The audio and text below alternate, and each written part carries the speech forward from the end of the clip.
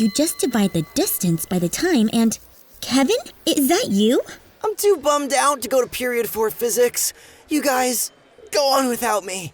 What happened? Last night, I ran to the TV like I do every Tuesday to watch Commander Xander and her amazing adventures across the cosmic pathways of yesterwear. But I must have gotten the channel wrong, because instead of a pulse-pounding hybrid of science fiction and high fantasy, it was a documentary on sex trafficking. I could only watch 5 minutes before I ended up like this. We actually just learned about trafficking in health class, Kevin. And I think if you'd watch the whole documentary, you might feel less disturbed and more empowered. Learning the facts helped me a lot. And I think it'll help you too. Also, while this information can be difficult to process, it's important to remember that it could be happening to someone you know. We should focus on supporting survivors.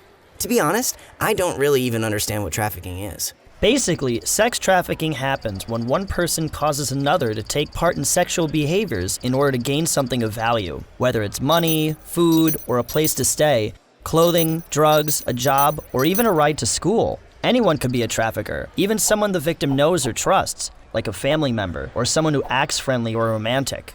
And sometimes the victim might not feel like they are being forced or manipulated, or even realize that they are being trafficked. This process is known as grooming. The trafficker could promise love, a romantic relationship, or safety in an attempt to build trust with the victim. The trafficker might lie to, manipulate, or threaten the victim. Examples of lies include telling the victim that they'll get in trouble for taking part in sexual behaviors. Manipulation can include gifts or providing protection. Or threats of harm could be made against the victim or their family.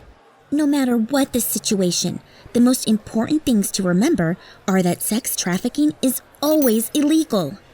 And especially that it's never the fault of the victim.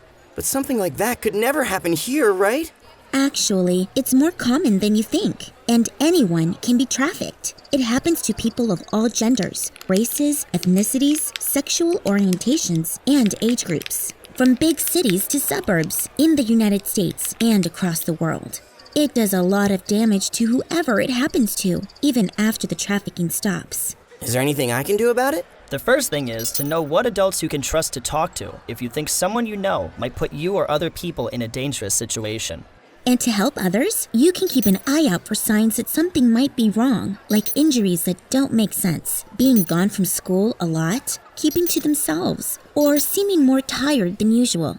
Of course, people could show these signs for a ton of reasons other than sex trafficking, and individual reactions to trafficking can look very different. But if something doesn't feel right, or you are worried, it's okay to check in with them, or a trusted adult, just in case something's wrong, no matter what it is. Thanks, guys. I feel a lot better now, and more prepared to help other people. Just like Commander Xander herself! Speaking of which, can I count you guys in for Commander XanderCon next weekend?